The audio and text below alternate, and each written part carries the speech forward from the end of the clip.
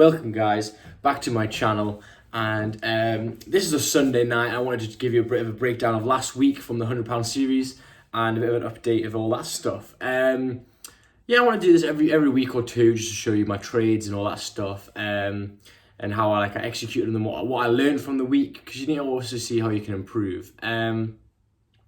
So last week, I'll try and pop up my trades for the £100 series, but basically we turned over, I can put it on here on my Trello, I'll show you here, right here. So if you see right here, we made 38 pips profit last week, which is a great stuff. And I actually had zero losses for that week. And I literally only did, I can check now, I did 1, 2, 3, 4, I did 5 trades. 2 of them were break evens and 3 were winners. And I think my account is now about 10% over, 11, I think it's 11% actually. So 11% in like a week or I think 6 or 7 days. So yeah, like this is the start of the channel of the series, of the £100 series, and showing you how it's gone. And basically, this is my main point for this little tiny video, is about journaling. So this is the website that I use, and yeah, it's Trello. You should come follow me on that. I'll put it in link in bio, and you can go and have a look at all my trades. And basically, you can literally just, if you put every single one of your trades and jot them down, and you can see where your losers are and stuff like that, you can start to find patterns in different trades, and you can look back in your journal every week and go, right, what have I done well this week? What didn't I do well? And look, so I'll show you what I didn't do well to start off with. So look, now 52 people are joined, which is amazing. I'm really happy with that. So yeah, this is how I'm going to set it out. I'm going to do my weekly analysis there, my trades, and then the profit and loss and stuff like that. But as you can see, so we started off on the 27th here. And this is, so I've got a little, I normally have a description on, don't have a description of this one, but basically, I had a nice buys here. I looked left, there was a support, we were coming back in. Okay, can you see that we were coming back in? I waited for the resistance, the support to form, and then when we start to exceed these candles, I was happy for buys. And that was a great trade. Now, as you can see, I'll show it again. Right, so now this trade here, which is on the last of the day, can you see, it isn't exactly the same, but can you see the process of, we had a low here, we were coming back up to support, I waited for some, we were coming back to this region, sorry, over here, because we always look left. We wait until I made it a little bit of a wick down to continue back up, and then I had the exact same set, buys. It's the same process. So now I know that when we start to come from the lows back to the highs, we can come back in them ranges and take some nice trades. Now, my break-evens, I only put 1 on here, but let's have a look at this break-even. So, we can see here that we're looking for sells. We had made a low forming, we already have rejections, and I took a sell here, and wow, it played out lovely. But my problem was that I looked on the 5-minute time frame, and we were starting to creep back up.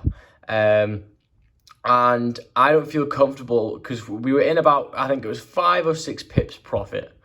I don't feel comfortable going back into a drawdown or anything. So I like getting out at break even.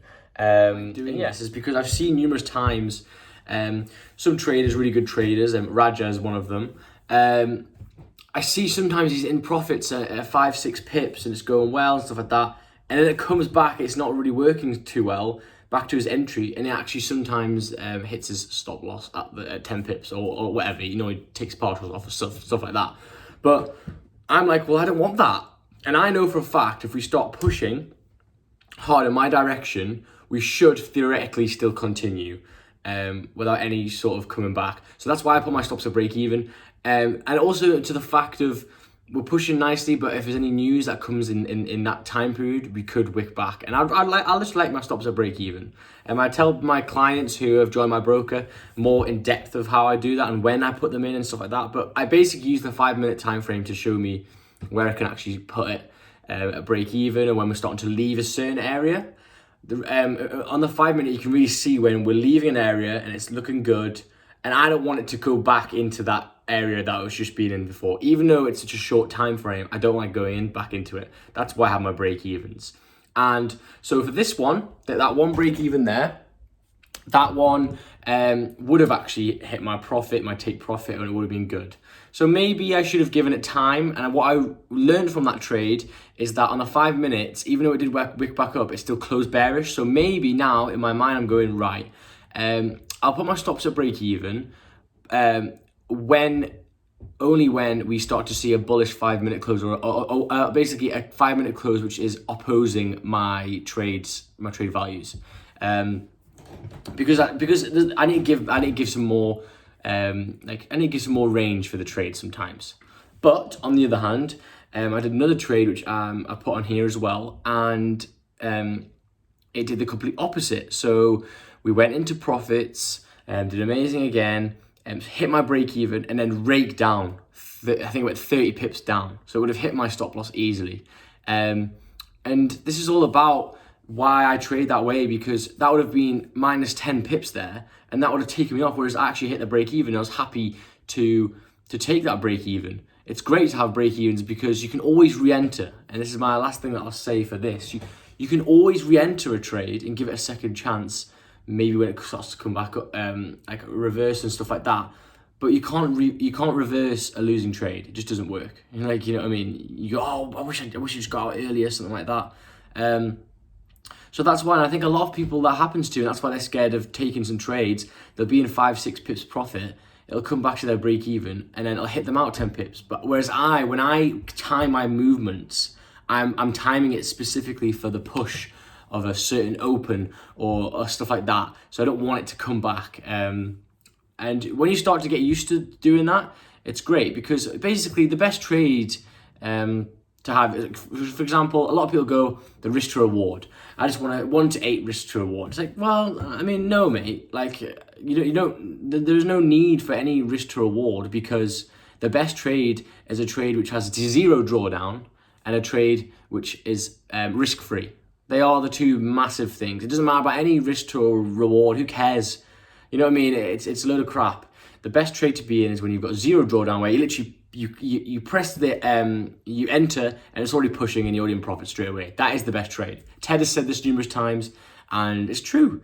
Think of it as like you've got a £10 million account. It doesn't matter about any risk to reward. You don't want any drawdown, do you? Like, you just don't want any. So try and put that in perspective of £100 accounts and stuff like that. So this series, we are up 10%. I'll try and put it on the screen here or not, if I can. And yeah, so follow me on my Trello, and I'm showing you each week all my profits, all my trades. And this is how you get to be a successful trader. You have to do this, these sort of things. But yeah, one final tip as well is what's really helped me is, because I have to journal all of my trades. This is my discipline. I have to journal it. I have to put it down on this journal on my Trello. It means that I can't overtrade, because I'll be there for hours. Like, I know some people, and there'll be people watching this video, you'll be doing 30 trades tomorrow. When we open tomorrow Monday, you'd probably do 10 or 15, just buy, sells all day. And you can't journal that, can you? Because you'll be there all day. So try and think of it as that. You need to journal every single trade that you do, and it needs to be planned, because if it's not planned, you're not thinking properly. And it means the next time when I see these setups, I know exactly what to do. For example, I'll show you one more before we close this video. I'll show you up here. I had a loss right here, and this is the whole thing. You need to look at your losses. So I was looking for sells. We're making lower lows and all this stuff. Great stuff, right? I entered. I'm pretty sure. I think I entered when this one just passed this here. I think I entered just a bit earlier, but yeah. So I was looking for sells and stop loss above here. And this was the 15-minute time frame, okay? Now, as you can see here, we had a bullish 15-minute, which is opposing my bias, which is not good. But the only reason why I kept it on is because this wick here did not exceed this one. That is the only reason why I kept it back on. And now I know, because of this setup before, that I shouldn't be... when a 15-minute closes on my opposite direction, maybe I should have taken off 50% risk there, because it just shot back up. I want a continuation, a nice fall down. Also, this one here did not exceed the low. So I know next time if there's a 15-minute closing the opposite direction of mine, I may want to close half or close 60% because I know that last time it didn't work. And if I did this trade again, I would have only lost, so I would have entered here, I would have sold here. I would have only lost 2 pips, but I actually lost the full 8.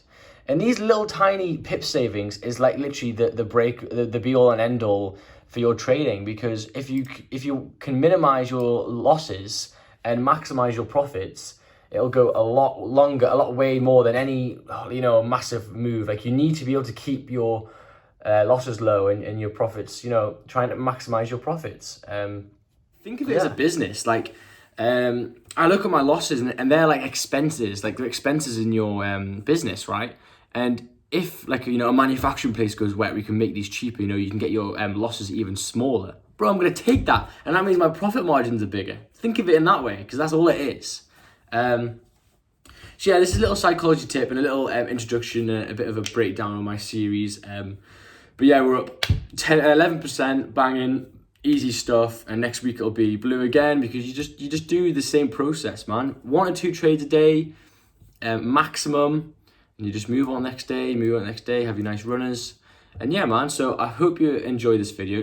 I want to keep these videos short, because I want people to keep on listening to the whole thing, because I'm going to try and provide a lot of value.